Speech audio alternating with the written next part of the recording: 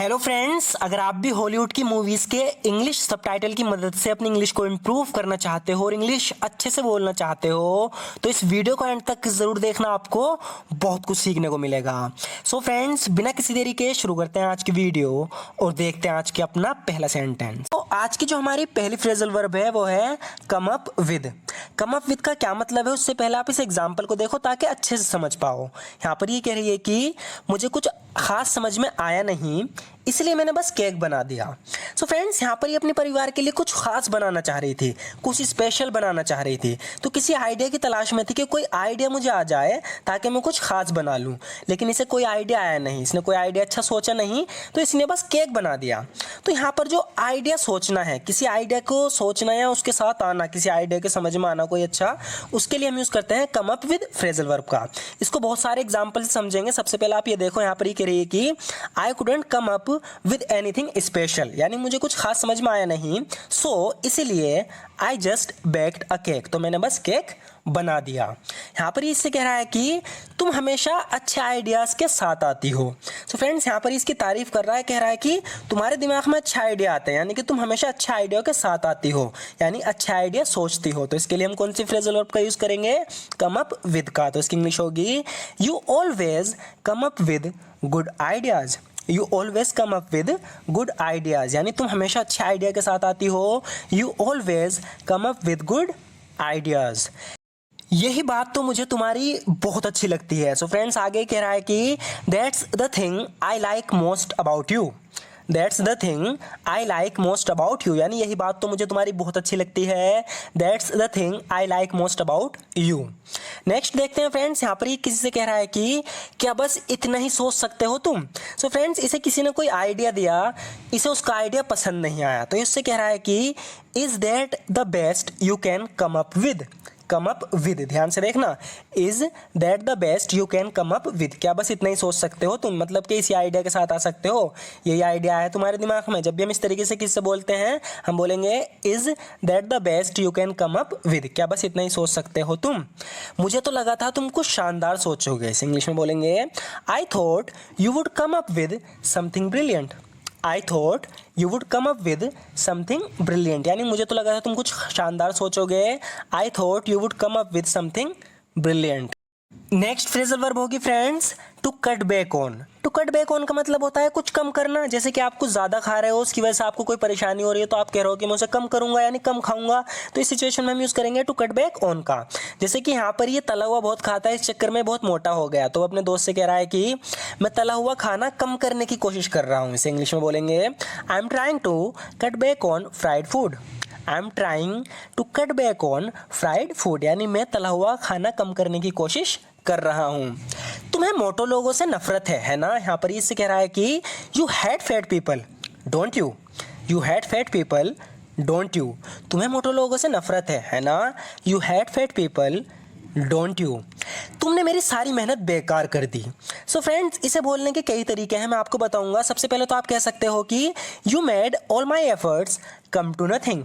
You made all my efforts come to nothing, यानी तुमने मेरी सारी मेहनत बेकार कर दी। तो यहाँ पर हमने एक फ्रेज का यूज़ किया है कम टू नथिंग, जिसका मतलब है कि जो हमारा रिजल्ट है किसी चीज़ का वो बेकार गया, यानी जो हमारी मेहनत है वो बेकार गई। जैसे कि यहाँ पर ये कह रही है you made all my efforts come to nothing, तुमने मेरी सारी मेहनत बेकार कर दी।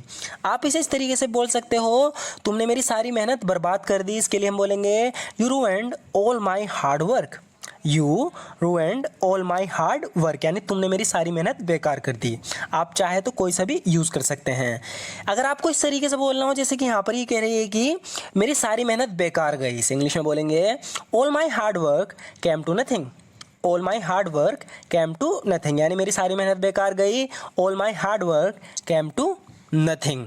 उससे बात करने की मेरी कोशिश नाकाम रही। तो ये किसी से बात करना चाह रहा था लेकिन इसकी बात नहीं हो पाई, तो कह रहा है कि my attempts to talk with him came to nothing. My attempts to talk with him came to nothing, यानी उससे बात करने की जो मेरी कोशिश थी, मेरा अटेम्प्ट थे, वो नाकाम रहे। My attempts to talk with him came to nothing. मैंने अपनी तरफ से पूरी कोशिश की लेकिन कोई फ़ायदा नहीं हुआ। इसे इंग्लिश में इस तरीके से बोला जाएगा, आई डिड माई बेस्ट, यानी मैंने पूरी कोशिश की अपनी तरफ से। I did my best but it was no use. It was no use यानी कोई फ़ायदा नहीं हुआ। I did my best but it was no use, मैंने पूरी कोशिश करी अपनी तरफ से लेकिन कोई फ़ायदा नहीं हुआ। जो मैं कर सकता था मैंने किया। कह रहा है कि I did what I could. I did what I could यानी जो मैं कर सकता था मैंने किया। I did what I could.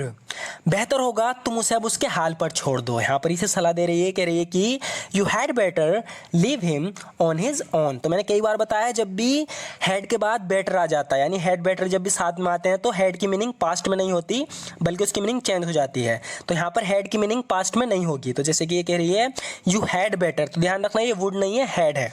You had better leave him on his own, बेहतर होगा कि तुम उसे उसके हाल पर छोड़ दो।